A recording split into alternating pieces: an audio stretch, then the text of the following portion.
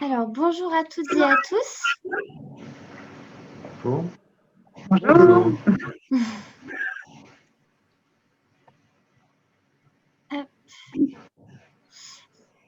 Alors, on se retrouve aujourd'hui pour le webinaire sur la thématique des clauses sociales inclusives. Aujourd'hui, ce qu'on va pouvoir aborder, c'est d'abord la présentation du réseau des facilitateurs. On va aussi avoir un éclairage sur ce que sont les clauses sociales. Quand on parle de clauses sociales, de quoi parle-t-on? Et puis ensuite, on verra les clauses sociales dans les marchés publics avec des exemples d'achat de marché. Je tiens juste avant de laisser la parole à nos intervenants, de vous préciser que ce webinaire est enregistré.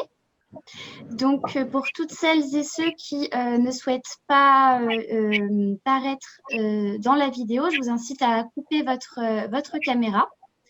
Donc, dans l'onglet Zoom, vous pouvez cliquer comme le présente la diaporama sur activer, désactiver la vidéo. Et puis, je vous incite aussi à couper vos micros et à utiliser plutôt l'onglet du chat pour faire part de vos questions ou de vos remarques. À la fin du webinaire, il y aura un temps d'échange pour que vous puissiez poser vos questions. Du coup, tout au long de la présentation, je vous conseille d'utiliser le chat pour écrire vos questions. Et puis, en fonction du temps qu'on aura, on pourra répondre à certaines questions. Et puis, sinon, vous apporter une réponse par mail suite au webinaire.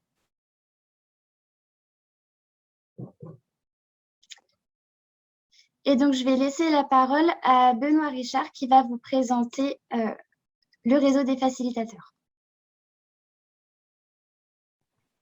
Bonjour à tous. Merci de votre invitation, de votre présence. Donc voilà, aujourd'hui, nous vous proposons de vous présenter ce que sont les clauses sociales, et en l'occurrence le rôle du facilitateur. Alors, vous avez sans doute dans vos fonctions entendu ce titre de facilitateur, ou en tout cas le mention des clauses sociales dans les appels d'offres ou dans les marchés publics. Donc, nous allons rentrer un petit peu plus dans le détail pour comprendre comment cela fonctionne et si voilà, on a la possibilité de vous accompagner, en tout cas de vous permettre de pouvoir mettre ces démarches en place dans vos fonctions. Alors, en introduction, effectivement, nous voulions vous présenter le maillage régional des facilitateurs, voilà, afin que vous ayez toujours un interlocuteur selon où vous vous situez. Donc là, vous aurez tous les départements. Donc là, moi, je travaille pour la Maison de l'Emploi du bassin d'Orléans. Donc, même si on est historiquement lié au bassin d'Orléans, donc une centaine de communes sur l'ouest du département, on intervient, on accompagne toutes les maîtrises d'ouvrage, tous les acheteurs qui le souhaitent sur l'ensemble du Loiret. Voilà. Et donc mes collègues interviennent sur les autres départements. N'hésitez pas à contacter les uns les autres, voilà, savoir si tel est bien votre interlocuteur ou si vous avez des questions. On se fera un plaisir, voilà, de vous répondre et de vous accompagner dans ces démarches. On démarre, Amandine, sur la présentation du dispositif. Ok, alors donc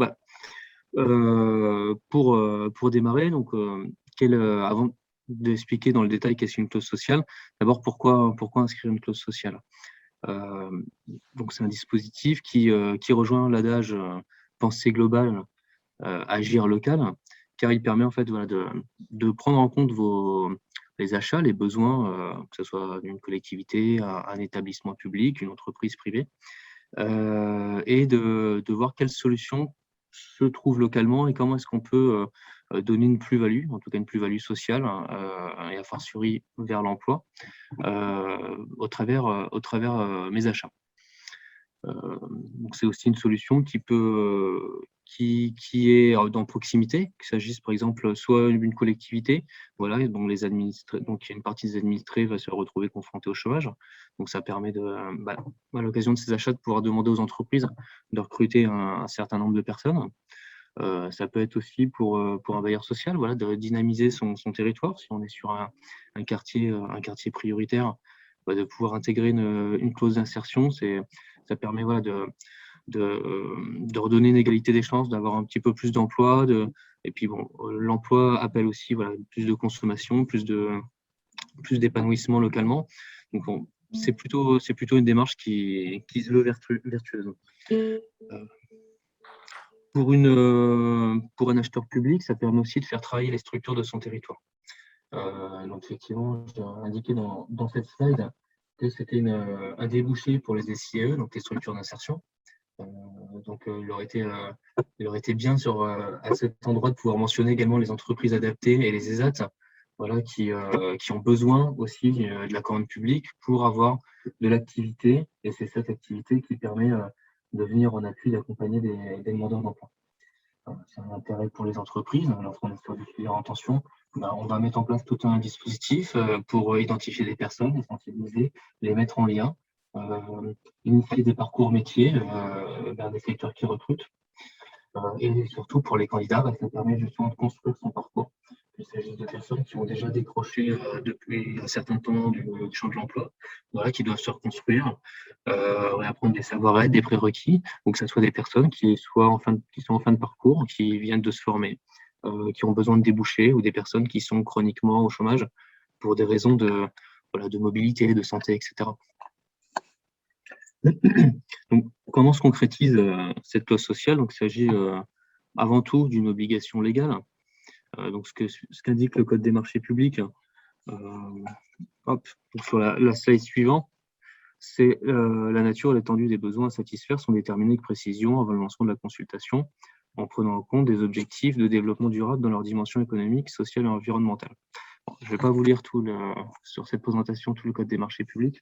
Voilà, tout simplement pour vous dire que il y a l'obligation de s'interroger sur l'opportunité ou pas d'intégrer des clauses. Il n'y a pas d'obligation de l'inscrire en tant que tel. C'est pourquoi la première étape, lorsqu'on va vous accompagner, ça va être de pouvoir placer le curseur. En général, voilà, nous, on se fixe un montant hors taxe sur vos marchés en se disant en dessous d'un certain seuil sur certains marchés, ça générera peu de plus-value, donc c'est peut-être pas la peine d'y aller. Par contre, sur tel type de marché, on a suffisamment d'expérience. On sait que vous pouvez mettre une clause et que les entreprises pourront y répondre sans risque. Alors, à partir de là, vous aurez 4 grands types de clauses. En général, ce qu'on retient des clauses sociales, ça va être le volume d'heures que doivent faire les entreprises. Néanmoins, voilà, il faut bien distinguer ce qui est à la fois la condition d'exécution, donc soit un nombre d'heures, soit une part de renouvellement de personnel, mais qui va être la même pour toutes les entreprises candidates. Vous avez le critère d'attribution, donc là vous allez mettre des points supplémentaires à l'entreprise qui proposera la démarche, soit en termes de formation, d'accompagnement, de tutorat. Voilà la démarche la plus intéressante. Ensuite, vous pouvez soit acheter une prestation d'insertion, ça tous les acheteurs n'ont pas il faut que vous ayez dans vos statuts, dans vos objectifs, de pouvoir remettre des gens à l'emploi. Donc c'est le cas par exemple pour les communes, c'est le cas pour les collectivités ou d'autres établissements, mais par exemple un bailleur social ne peut pas acheter une prestation d'insertion. L'argent public dont il dispose doit aller vers le logement. Et enfin, vous pouvez faire un marché réservé, c'est-à-dire que c'est peut-être la clause la plus connue historiquement, lorsque vous achetez soit une prestation de manutention ou des fournitures, vous pouvez indiquer qu'il y a uniquement certaines structures agréées, donc soit ESAT ou entreprises adaptées, soit du champ du handicap, ou les deux. Les deux sont permis, qui peuvent répondre à votre marché. Donc, sur les prochaines slides, vous aurez quelques références sur le sujet, donc soit en condition d'exécution, donc soit en condition d'attribution. Vous pouvez vous baser sur une pluralité de critères non discriminatoires. Sur les mêmes descriptions que dans le Code des marchés publics. Et vous aurez sur la partie de la slide 12, voilà, on va passer rapidement sur toute la littérature. Merci. Donc voilà, ici sur cette slide, voilà, retenir que vous pouvez soit réserver pour le champ de l'insertion, soit pour le champ du handicap, soit les deux. Voilà. Et vous avez même une troisième mention qui est les marchés réservés ESS. Donc, on est plutôt sur des dispositifs d'expérimentation parce qu'on est sur des marchés qui ne peuvent pas excéder 3 ans pour des structures qui n'ont pas répondu à des marchés publics depuis 3 ans. Voilà, c'est vraiment une mention qui est faite sur mesure pour vous permettre d'expérimenter, voire accompagner une structure qui est en train de se construire, lui permettre d'avoir des premiers marchés publics. Donc, encore une fois, voilà, en fonction de vos besoins, la première étape, ça va être de comprendre votre achat, votre besoin, et on pourra vous faire une proposition sur une de ces 4 options. De manière commune à ces marchés, l'intérêt de la clause, c'est les publics visés, c'est les publics éligibles. Merci beaucoup. Sur les conditions d'exécution, nous proposons d'intégrer dans les contrats de marché, les publics qui sont visés. En l'occurrence, dans le Loiret, nous proposons soit les demandeurs d'emploi de longue durée, donc qui ont moins de 6 mois d'activité sur 18 mois, soit les bénéficiaires de minima sociaux, tels que le RSA, l'ASS ou d'autres allocations, les personnes qui ont une reconnaissance de travailleurs handicapés, les jeunes de moins de 26 ans, soit lorsqu'ils ont quitté l'école depuis au moins 6 mois et qu'ils sont accompagnés, soit lorsqu'ils n'ont pas du tout de diplôme. Voilà. Ou les personnes qui sont bénéficiaires d'un agrément pour l'insertion par l'activité économique. Donc, à noter aussi que dans les critères justement de l'IAE, les personnes qui ont une reconnaissance de travailleurs handicapés rentrent de facto dans ces publics. Et voilà, en dehors aussi de l'aspect très contractuel, de savoir oui ou non est-ce que les personnes rentrent dans ces démarches, on propose toujours la possibilité de valider des personnes au cas par cas.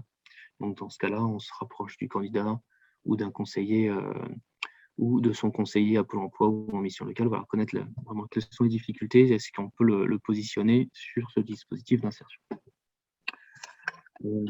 Alors, on peut avoir du mal à situer les clauses par rapport à l'IAE, justement, qui est un dispositif bien identifié aussi, bien défini. Les clauses sont un peu plus larges que le champ de l'IAE. Ça permet d'aller chercher des publics, par exemple, les demandeurs d'emploi de plus de 50 ans, les personnes qui sont en quartier prioritaire. Tous ces publics peuvent être pris en compte dans le dispositif. Alors, le rôle du facilitateur, justement,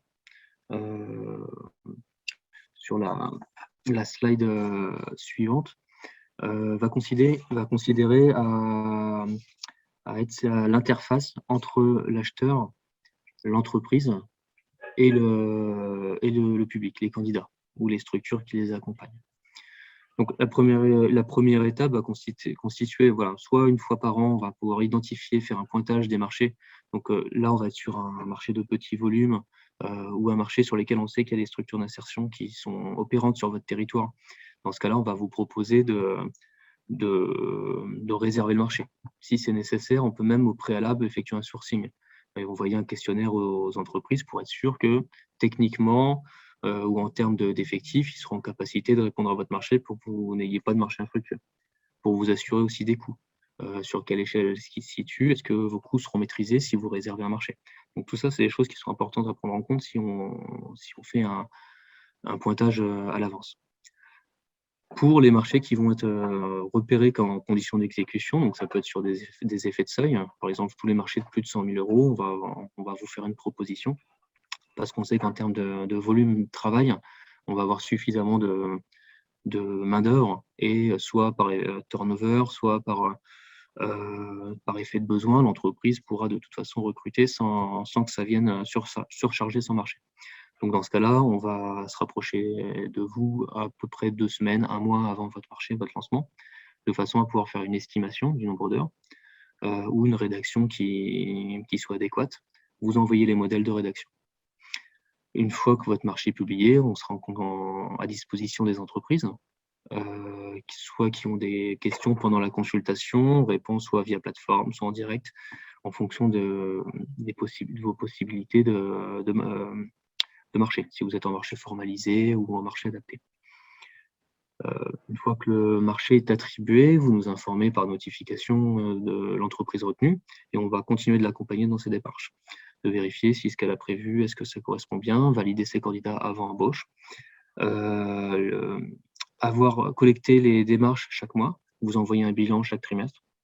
Donc ça, c'est le fonctionnement tel qu'on le propose sur le Loiret. Après, en fonction de vos territoires, si vous êtes sur d'autres départements, peut-être que les collègues vous proposeront une démarche différente, mais dans les grandes lignes, en termes de public, en termes de procédés, les clauses sociales sont exécutées à peu près de la même façon.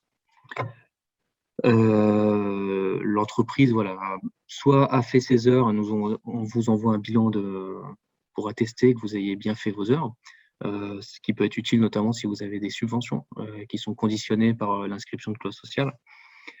Soit l'entreprise n'a pas fait ses heures, et auquel cas le rôle du facilitateur, ça va être aussi de rechercher des solutions. Soit des solutions en rattrapage, soit de vérifier, peut-être qu'il y a des démarches qui ont été faites qui n'ont pas été prises en compte. Donc ça, il va avoir un rôle pour éviter de l'application de pénalités. Parce que justement aussi, ces pénalités sont une contrainte qui va permettre aussi l'exécution de votre marché. Et par rapport au public, la Maison de l'Emploi va soit faire la mise en relation, diffuser des fiches de poste, collecter des CV, les envoyer directement à l'entreprise, soit mettre en relation directe les entreprises avec des structures agréées pour l'insertion. Il peut s'agir d'un GEC pour la mise à disposition de personnel, il peut s'agir d'une entreprise sous-traitante pour un câblage de tableaux électriques, il peut s'agir d'une entreprise de propreté pour le nettoyage d'une base de vie sur un chantier. Donc voilà, toutes ces démarches, on va bien comprendre le besoin de l'entreprise ou à quel niveau est-ce qu'elle souhaite recruter pour mettre en œuvre sa clause et lui proposer la solution la plus adaptée. Les candidats qui sont positionnés sur les clauses sociales sont validés pour une durée de 2 ans, comme pour les agréments IAE pour l'insertion. C'est-à-dire que pendant 2 ans, on va essayer de positionner cette personne le plus souvent possible de façon à ce qu'elle ait une activité la plus dense et qui la mette à l'abri, qui lui donne le plus de chances de ne pas retourner au chômage. Voilà. Donc en ayant tout au long de ces 2 ans des échanges d'informations avec les conseillers. Est-ce que la personne a besoin d'une formation? Est-ce que, de façon pas aussi présenter les personnes à des entreprises qui ne leur correspondent pas et ne pas saper le travail du conseiller et du candidat lui-même. Voilà dans les grandes lignes à quel niveau va intervenir le facilitateur et comment est-ce qu'on va intervenir comme une courroie de distribution en fait entre ces différents acteurs. Alors, pour vous donner ensuite quelques exemples d'accompagnement. Donc, comme je vous disais, voilà, on peut avoir un repérage des marchés en amont. Je vous ai parlé également du choix de la typologie de marché. Pour faire un focus sur la condition d'exécution, en général, le nombre d'heures se calcule selon la formule qui s'affiche. C'est-à-dire qu'on part de votre estimation de marché. On va estimer la part de main-d'œuvre, soit avec les index BTP, soit avec votre appui, de façon à, par exemple, si vous avez un marché où il y a un peu plus de fournitures que d'habitude, où finalement ça va être beaucoup plus manuel que ce que précisent les index. Donc on va modifier l'index, on va le diviser par un coût horaire du travail. En général, sur du bâtiment, on part sur 30 €. Sur de la prestation intellectuelle, on va prendre une base supérieure et on multiplie cette base par un taux entre 5 et 10%.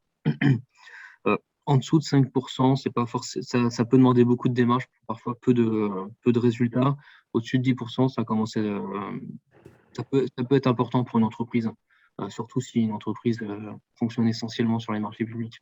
Je pense par exemple aux entreprises de travaux publics qui fonctionnent surtout avec les collectivités. Plus de 10%, ça peut devenir lourd à gérer, en tout cas plus important que le turnover de la société. Après, moi je pars du principe où tous les secteurs d'activité peuvent se prêter à l'insertion. C'est-à-dire que les personnes sont en besoin, en recherche d'emploi dans tous les secteurs, le tout étant de bien calibrer la clause pour qu'elle ait une vraie plus-value. On travaille aujourd'hui, 60% de l'activité va concerner les métiers du BTP. On va avoir aussi des activités de service, qu'il s'agisse de l'entretien en extérieur, entretien urbain, entretien d'espace vert, mais il peut s'agir aussi, par exemple, de prestations intellectuelles, en administration, en gestion, en marché de maîtrise d'œuvre, Il peut s'agir de marchés de prestations de fourniture en transport. Voilà, le tout, ça va être de bien pouvoir comprendre à quel niveau est-ce que l'insertion pourrait intervenir. Par exemple, sur un chantier de construction, ce qui est indiqué dans le Code des marchés publics, c'est que la clause peut être exécutée à toute étape, à tout niveau du marché d'exécution. Donc, soit en préparation, en atelier, soit sur le transport, soit sur place, soit en gestion, en suivi. Voilà, ça, c'est à la liberté de l'entreprise de le mettre en œuvre. Et puis surtout, on va être là pour l'accompagner, pour présenter des personnes là où l'entreprise en a besoin. C'est là que les parcours ont le plus de chances d'être longs et que l'entreprise devrait pouvoir garder le candidat. En termes d'exemple du travail d'accompagnement, on va intervenir donc sur l'information pendant la consultation, sur la prise de contact à la notification et ensuite tout au long du marché. Les candidats peuvent être validés sur une durée de 2 ans. Voilà, ça, je voulais préciser à l'instant. À noter également, tous les contrats de travail sont valables. Donc, dans le cadre des clauses sociales, on ne valide pas les stages. Alors, qui nous semble être plutôt assimilés soit de la formation, soit de l'insertion et de la préparation à l'emploi, mais pas sur de l'insertion professionnelle en tant que telle. Après, quand on relit le code des marchés, rien ne nous interdit de le faire. D'ailleurs, on a certains marchés, soit des tout petits marchés, soit des marchés sur lesquels on démarre, on expérimente. Et dans ce cas-là, on peut autoriser les stages parce que ça permet de voir si ça prend ou pas. Donc, je vous disais, tous les contrats de travail sont valables. L'entreprise a 3 modalités d'intervention sur l'embauche directe, en CDD, CDI, alternance, en emploi aidé, comme les contrats PEC. Soit deuxième modalité, la mutualisation, donc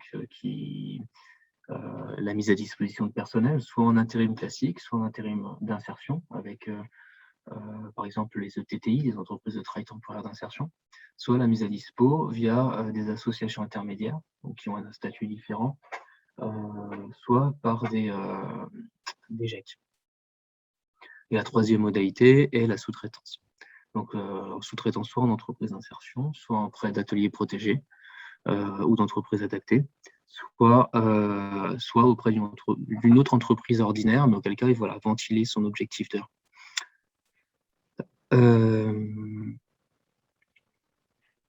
Donc, la mise en relation des candidats avec l'entreprise se fait soit à la demande de l'entreprise, donc sur fiche de poste. Ça peut être l'entreprise peut nous spécifier soit il me faut quelqu'un de telle date, et en fonction de ses capacités, je m'adapterai. Donc, on recherche plutôt dans ce cas-là des savoir-faire. Soit l'entreprise a déjà un besoin bien défini. Si c'est pour un besoin assez réactif, en général, on préfère orienter directement vers les acteurs de l'insertion. Dès que les entreprises sont notifiées, on leur envoie systématiquement un répertoire avec toutes les coordonnées des entreprises d'insertion, du champ de l'emploi ou du champ du handicap, de façon à ce qu'elles puissent en prendre connaissance. Et moi, je pars du principe où, quitte à faire une action vers l'emploi, autant le faire avec des structures qui sont spécialisées. Après, l'entreprise a le choix de sa mise en œuvre.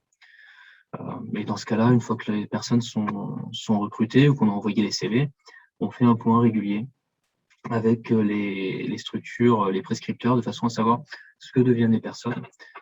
Est-ce qu'elles sont toujours en emploi? Est-ce que la clause a eu des bénéfices?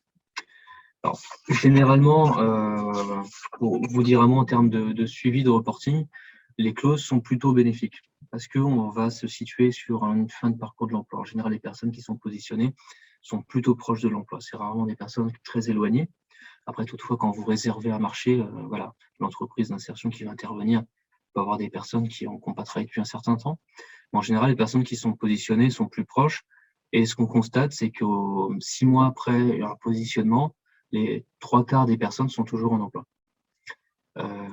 Et on constate qu'au bout d'un an, ce taux est à peu près entre 50% et 2/3 des personnes qui sont toujours en emploi au bout d'un an. Donc, même si ce n'est pas une solution miracle, pour permettre aux gens d'accéder à un emploi, c'est quand même un dispositif qui fonctionne et avec une forte plus-value. Voilà. Quelques retours de bonnes pratiques.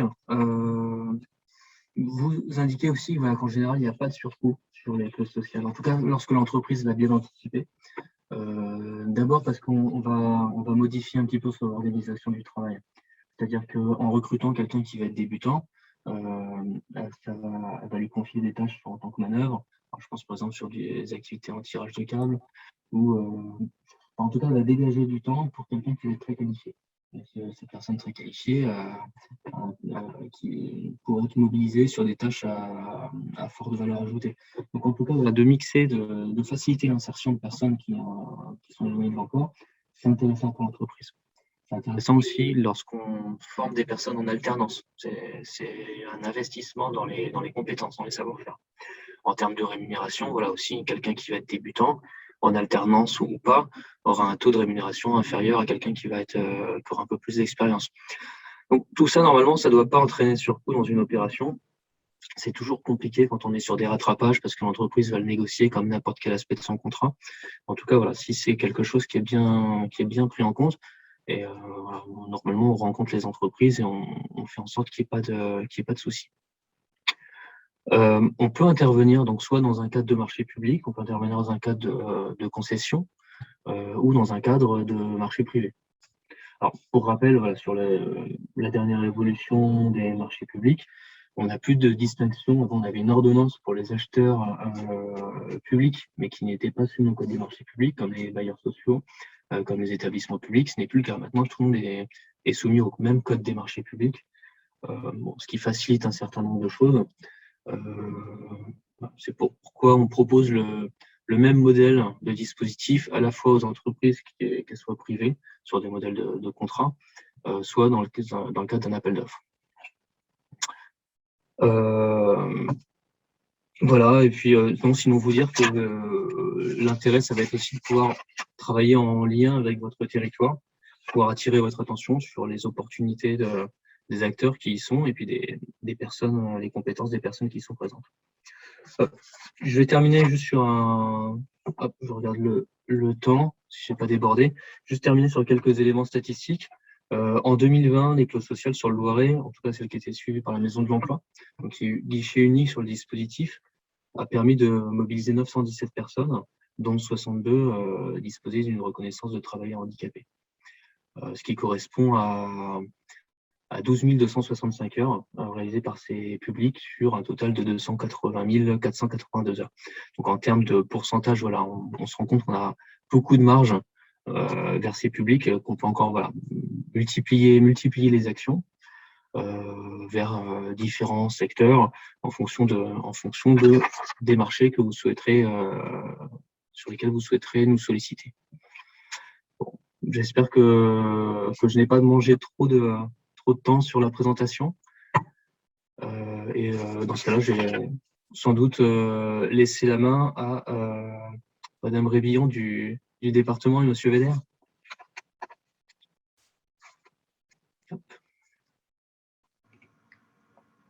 Oui, merci. Bonjour. Bonjour à tous et bonjour à toutes, plus exactement. Alors, Vincent Védère, moi je suis directeur du patrimoine et des ressources partagées et notamment en charge de la commande publique au sein du département. Et Lucie Rebillon, donc gestionnaire des marchés, donc au service des ressources mutualisées. Donc, nous travaillons pour différentes directions opérationnelles. Nous les accompagnons dans la passation de leur contrat.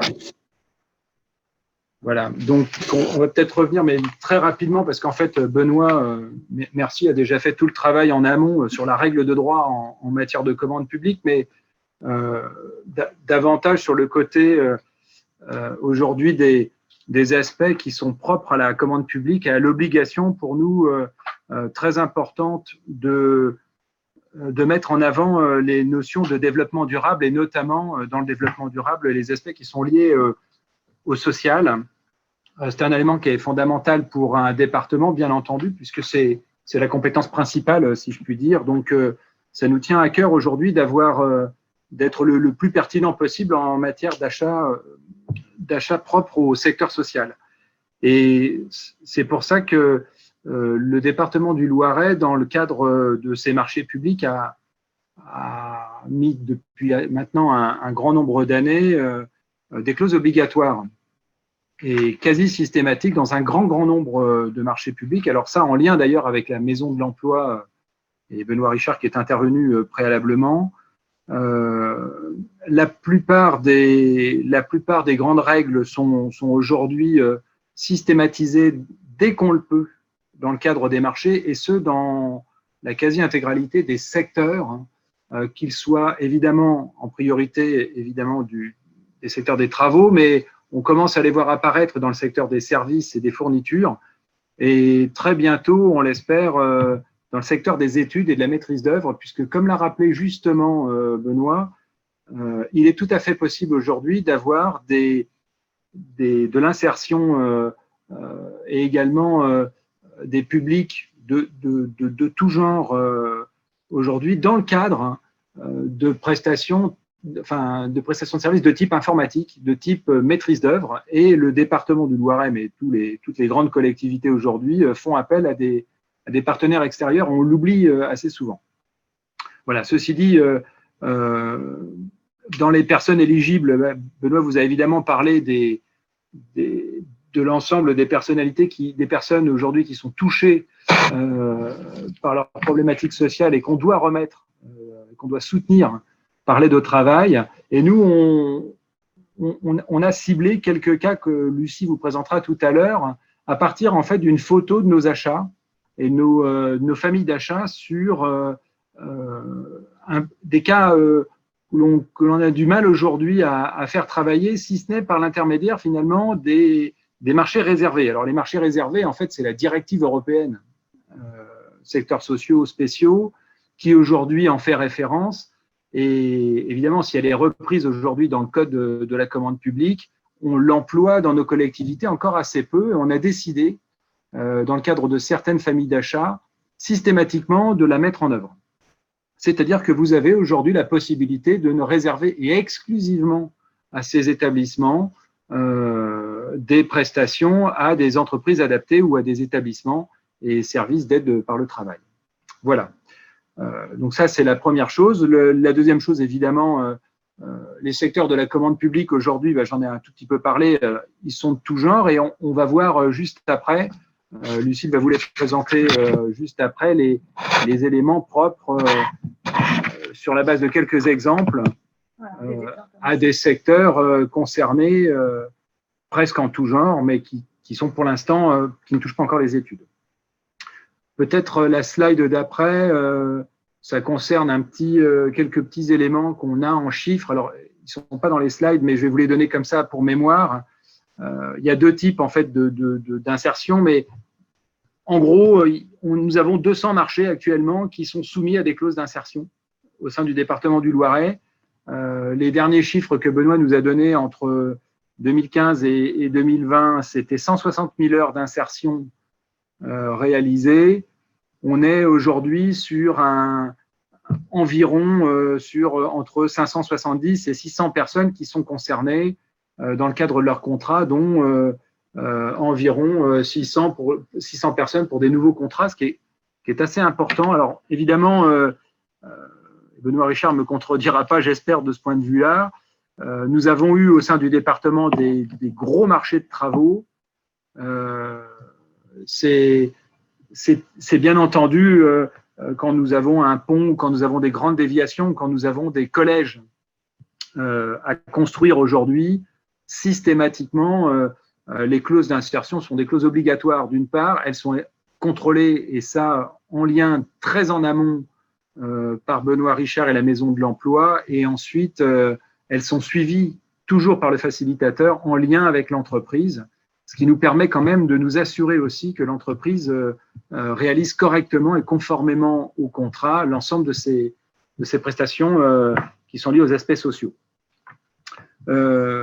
Sur les marchés des AT, je vais peut-être laisser la parole à Lucie, juste vous dire quand même en préalable que c'est une volonté politique aujourd'hui de réserver certaines familles d'achat et de plus en plus aujourd'hui auprès des ESAT et des EA, des établissements adaptés. L'idée étant que le département, de temps en temps, a vocation, parce qu'il est aussi responsable de la maison départementale des personnes handicapées, la MDPH, désormais on les appelle plus souvent les MDA, les maisons départementales de l'autonomie.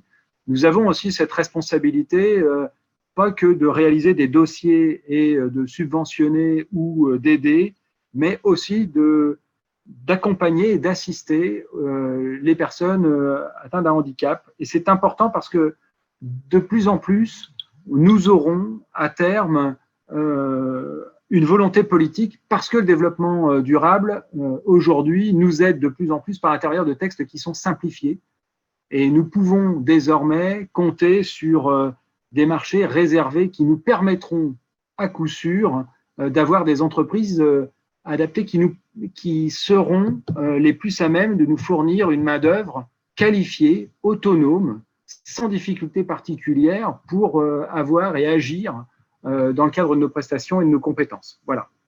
Donc, une véritable stratégie, une volonté politique qui se développe de plus en plus.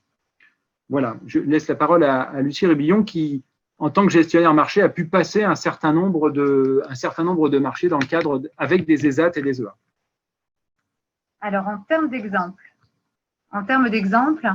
donc on a en fait passé des marchés dans le domaine de la restauration. Depuis 2018, suite à un sourcing, a été décidé de réserver en fait un marché cocktail aux opérateurs économiques employant des travailleurs handicapés et défavorisés. Donc, il avait été attribué à l'ESAT Apache 45 de Meurthe-sur-Loire en août 2018.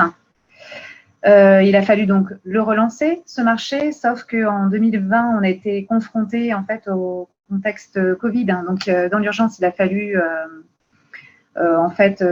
élargir la concurrence. Donc, on a lancé un marché classiquement, mais sachant qu'en fait, l'ESAT Apache 45 a été retenu sur un des lots du marché donc traiteur, ce qui a été une bonne nouvelle. Le bilan, ce qu'on peut en tirer, c'est que les prestations sont toujours de qualité et les délais sont toujours respectés.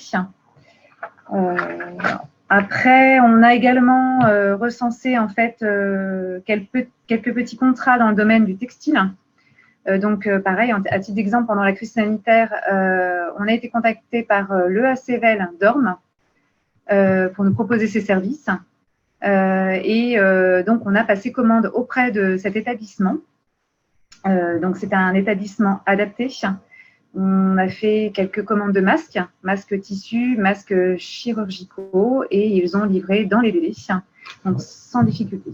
Là je me permets d'intervenir. On a d'abord réalisé, effectivement, nous étions en pleine crise sanitaire, ça ne vous a pas échappé. Maintenant, nous avons un partenariat systématique en fait avec cet établissement. Très récemment encore, on continue de lancer des commandes avec eux, et il y a un vrai développement qui se fait avec une qualité qui n'est jamais remise en cause. Et c'est typiquement ce genre aujourd'hui d'exemple qui permet d'allier à la fois le côté très social et développement durable, puisque nous avons et Benoît en parlait tout au début de son entretien, on est dans le local aussi. C'est un des éléments forts dont on a assez peu parlé, mais sur lequel des élus sont assez preneurs en fait, de ce genre d'exemple qui aujourd'hui, on en voit immédiatement finalement la quintessence. On remet dans un cercle vertueux à la fois des établissements qui ont une main-d'œuvre qualifiée à coup sûr, et en même temps, on les remet on leur rend en quelque sorte une utilité sociale dont on avait par moment, les collectivités les premières avaient un peu oublié que ça existait. Donc, c'est quelque chose qu'on est en train de développer de plus en plus. C'est également cette forme de localisme qui au départ était interdite par le code, mais qui aujourd'hui, avec les faibles montants un peu inférieurs à 40 000 € ou dans des capacités à négocier, dans des procédures adaptées, peuvent aujourd'hui être réservés à ce genre d'établissement. Dans le domaine du conditionnement, c'est pareil, nous avons souvent l'occasion en fait, de faire appel à des établissements adaptés ou des ESAT.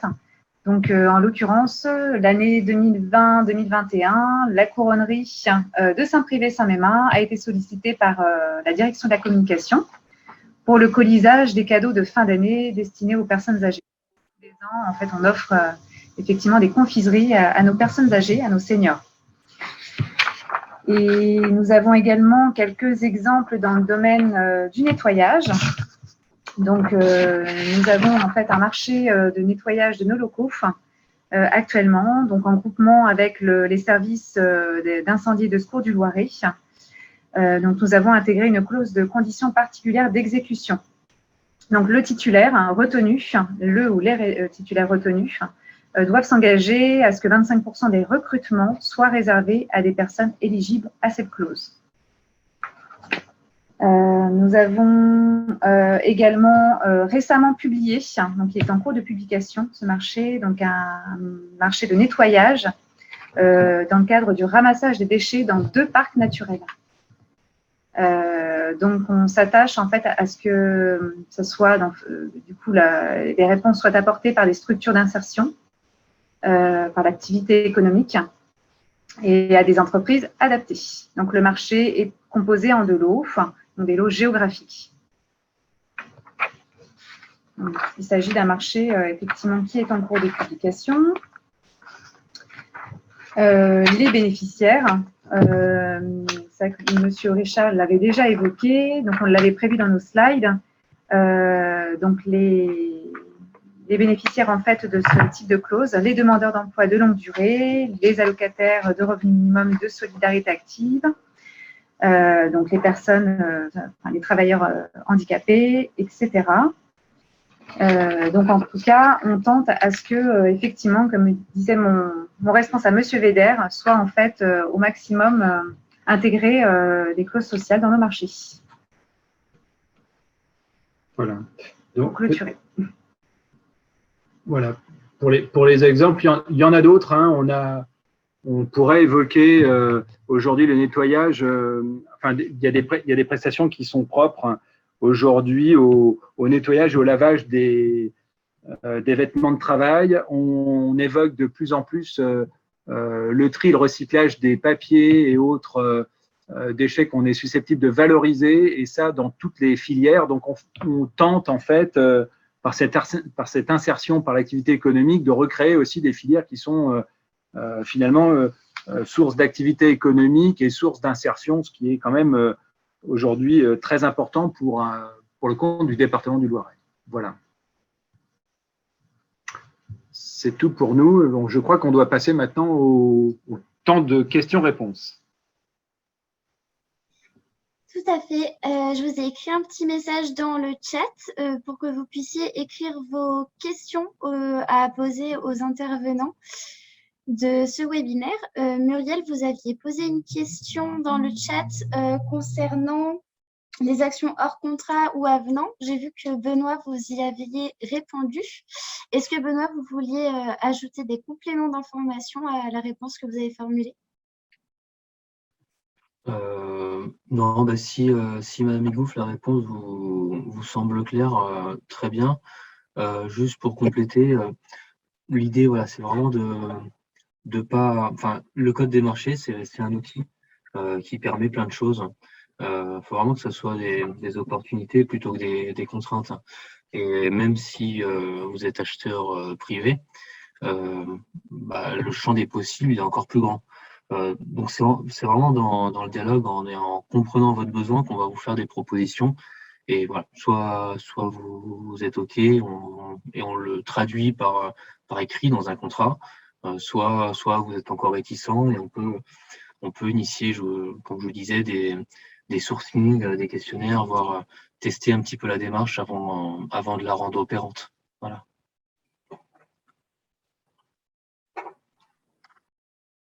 Est-ce que vous avez d'autres questions auquel cas je vous invite à les écrire dans le chat ou alors à prendre la parole rapidement.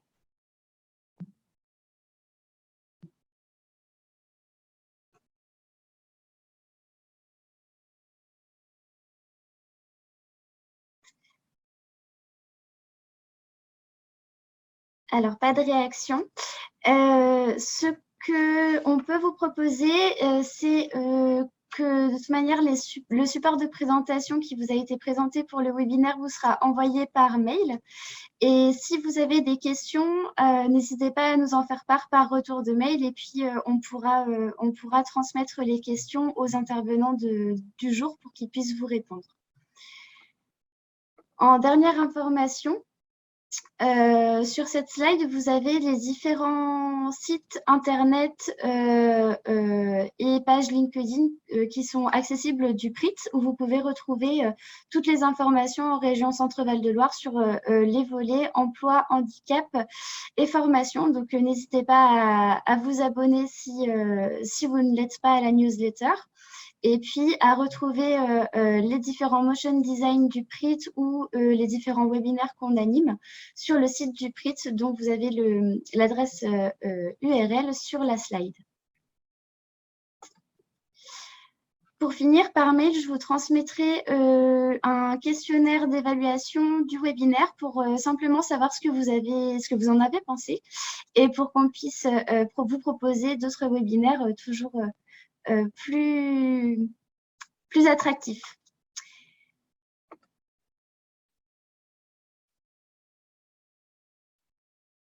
Alors, pardon, je vois, il nous reste 7 minutes. Amélie vous pose une question. Ah non, pardon, nous pose une question. Oui, je pourrais vous transmettre les supports de présentation. Et vous pourrez les transmettre à votre responsable.